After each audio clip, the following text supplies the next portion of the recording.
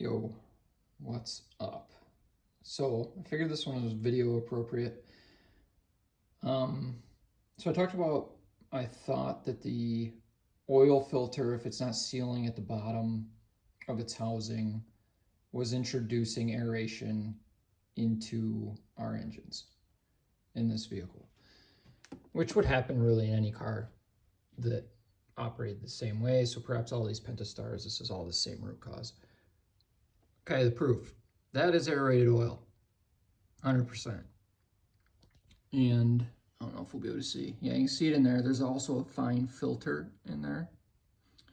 And then on the inside of this hose connection that was attached to that, there was also a foam built up. And then if you look, see if we can see it, on the opposite side, let me grab my light so we can actually see. Let's see if we can, a little light, not a lot of light, balance the light, come on. So you can see as I switch between the light, there's foam in there as well.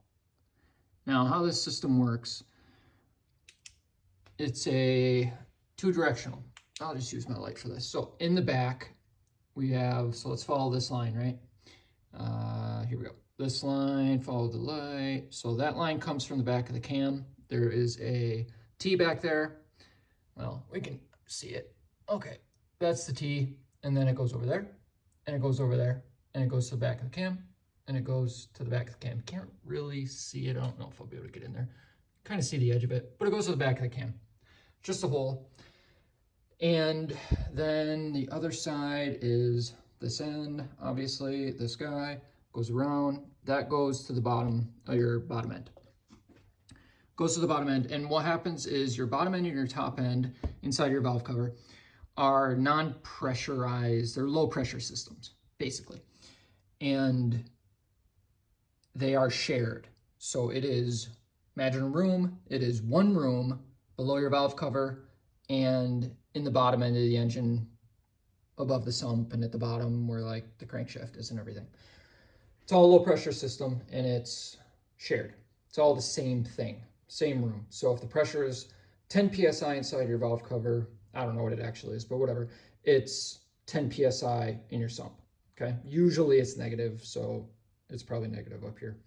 Actually, it's probably negative pretty often because the whole concept is for this system to suck air out of your top end and your bottom end, which equalize because they're the same room, right?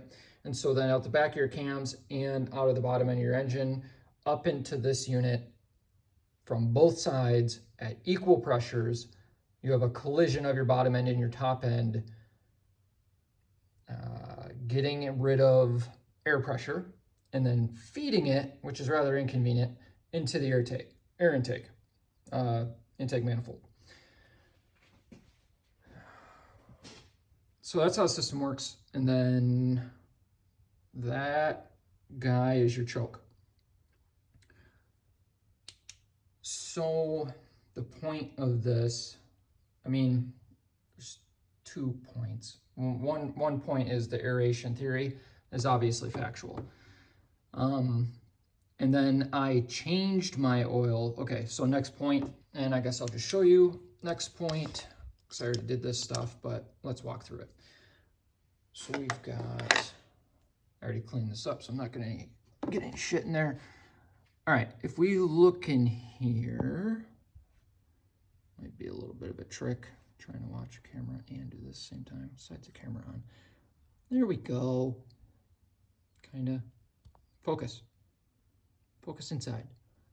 But you can see, it's hard to see, but there's no foam, right? You can see that valve spring down there. There's no foam in here, okay? We got foam in our PCV valve, but we have no foam in here. And then I obviously was a little concerned I got a bunch of foam in the top end of my engine or something. So I went and I pulled, I actually don't know what this sensor is. I assume it's a cam sensor, or I guess it's a cam sensor. We are not gonna be able to see this, are we? Well, anyways, so I could look in there. Oop, we're gaining. Oh, need my light over there. Come on, let's see. Focus on multiple things at once. I'm not good at that. light. Come on, we're almost there.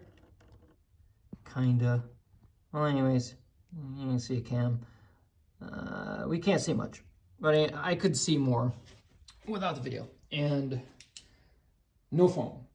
So, and that's because I changed, did I change the oil right after I did that? No, I changed my oil. I put in the STP filter. I heard the ticking. It scared me because the ticking was normal, but it was louder ticking. That I did not like. So fuck that. And I went and got an OEM filter. Well, I ordered one. It showed up. I drive 2 days a week, so it wasn't a big deal. Not even sure if I drove the car twice. So we're talking like 30 miles of driving. Not a lot of time for 8 liters of oil to aerate. Because, right, this video is kind of pointless right now, but the aeration, it's going to take time, right? Like your engine has 8 liters of oil in the sump. You're going to have a small leak, but it's going to be shooting, I mean, if you have the leak, from your oil housing past the bottom of your filter seal into the sump. If that's happening, it's going to be a small leak, but it's going to be running at, like, we know it for positive, between 15 to probably 60 PSI at top. And that's when you idle, and then 15 when the engine warms up and everything's kind of happy. And then, of course, you have all your RPM ranges, so that's going to go all over the place all the time. But any oil shooting from the oil filter housing into the sump is going to create air injection into your oil. And it's just a matter of time before your whole entire oil just is saturated with air and it's no longer oil, right? And the hydraulic, no compression nature of oil is absolutely needed for, like, everything in your engine. And if you lose that, like lubrication and the hydraulic behavior of oil is what we need. If the lubrication fails, you're fucked. If the hydraulic nature fails, you're fucked, right? You need both of them. And air will murder both, but I think it'll murder the hydraulic nature of oil kind of more. And as soon as your oil is no longer, it's compressible because of air, you know, it's no longer all oil, it's now like kind of homogenized with air and oil, your engine is just doomed. Like, your journals aren't going to float, you're going to get metal on metal, and as soon as that happens, you're going to get heat, you're going to get scratching. It's just a downward spiral from there. You're screwed. So it can't happen. I mean, there's literally baffles in the bottom of this engine, like a plate that's underneath the underneath your camshaft, that when your pistons run up and down, that alone creates a bunch of, like, air pump, air movement. And yeah, they kind of balance each other out because they're counter firing in the engine, but you're still getting air movement, strong air movement, rapid movement, right, depending on RPMs, in the cavity, in your bottom end. And they have a plate that is meant to obstruct the air from the waves of the air from hitting against the oil sump, right? Like, they go to intentional lengths to make sure that's not happening, because if you get any aeration in your oil, like, even they have oil that shoots up into the bottom side of the pistons to cool it, and then that oil falls down, right? And it falls into the bottom of the engine, but the plate is also intentionally in the way so that your oil, that, like, waterfall effect, is not hitting your sump directly, but being stopped, allowing air and oil to separate, if it's even collected at all, and then make its way back into the sump.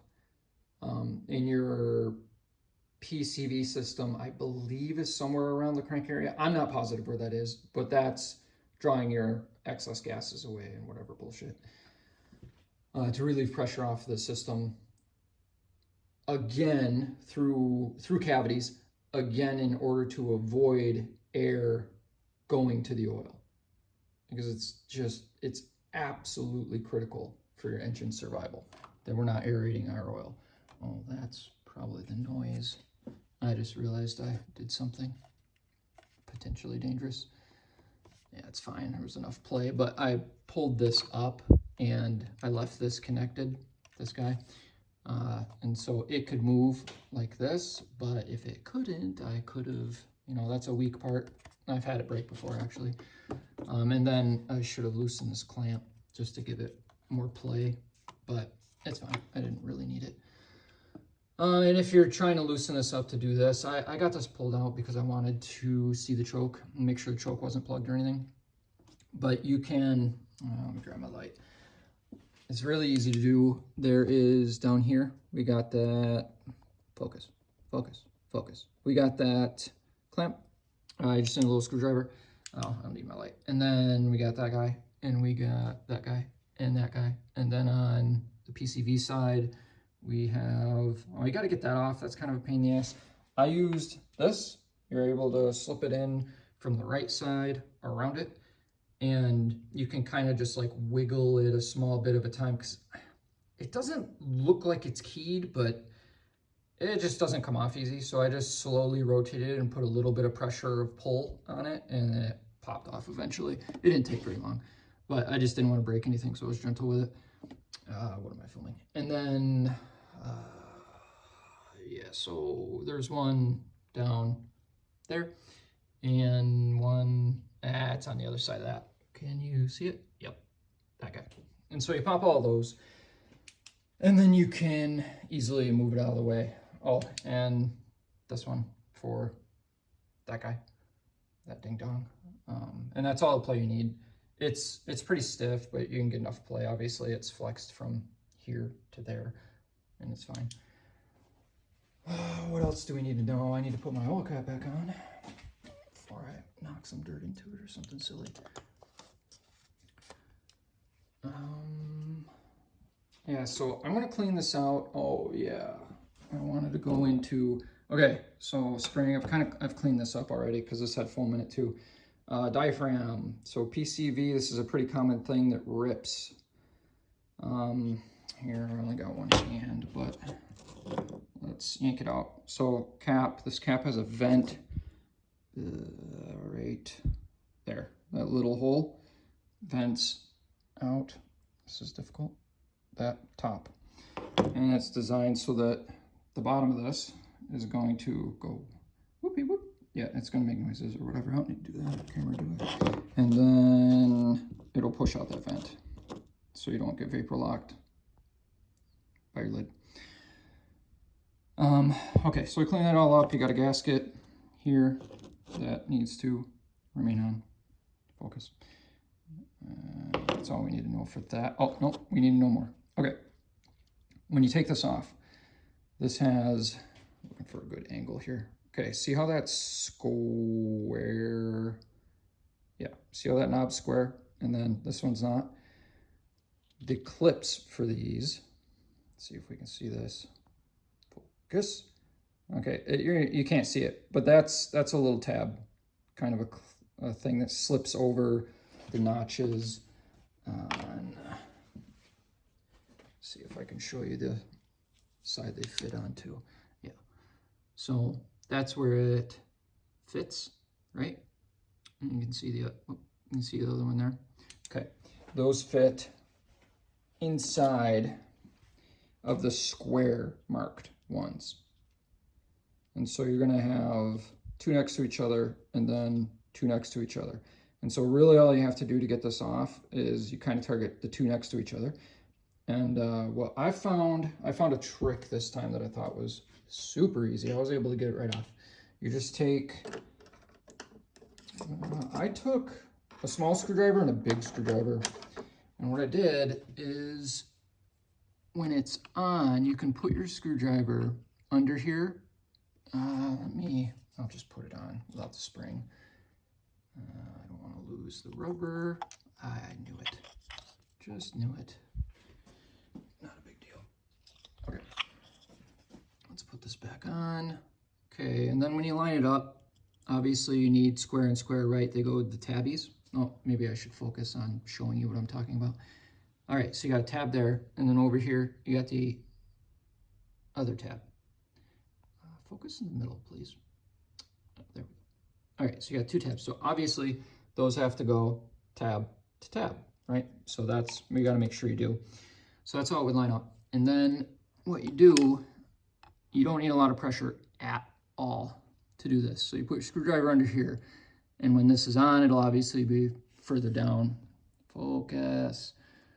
And you just put a little pressure on that. And while you're doing that, go to the other one right there and get like a small screwdriver in there. So I just took like something like this. And you just put that in there, kind of like that, and you twist it. You don't leverage, you just twist. And you kind of slide it in the very bottom, you put a little leverage, you put a little leverage with the other screwdriver, and it'll just pop right off. Oh, kind of. The one that you put the screwdriver under.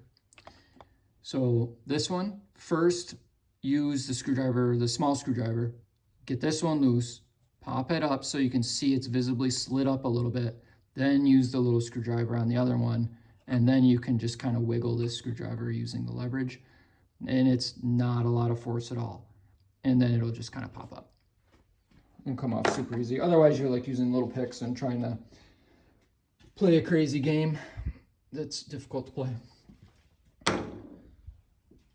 Okay, so what would be next? Is there anything important? I don't think so. Taking that off, cleaning everything out. I just use a paper towel to clean all this out. I'm going to use Q-tips. It's really not that important, but I'm going to use Q-tips to get into there. And I'm going to clean all this out, probably with Q-tips and paper towels. I'm going to see what kind of mess that looks like.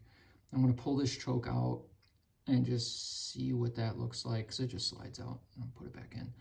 And I'm just going to put it back together. Yeah, I think that's about the size of it.